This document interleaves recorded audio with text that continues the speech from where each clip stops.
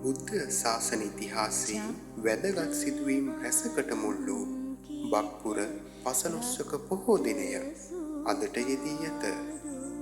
අප බුදුන් වහන්සේගේ බුද්ධත්වයෙන් 5 වසරකට පසු ලංකාපුරයේ නාගදීපයට වැඩම කොට මැණික් පුටුව හා බැඳුණු චූලෝදර මහෝදර කෝලහාලය සමතයකට පත් කරමින් ඔවුන් සමගි කරවීම සිදුවීම චූලෝදර මහෝදර නාරජුන් බුදුන් සරණ ගොස් මැණික් පුටුව බුදුන් වහන්සේටම පූජා කිරීම සිදුවීම මණියක්කිත නාරජුගේ ආරාධනයෙන් බුදුන් වහන්සේ කැලණියට වැඩම කිරීම සිදුවීම වැනි වැදගත් සිදුවීම් රැසක් බක්පුර පසළොස්වක පොහෝ දිනයදා සිදුවිය.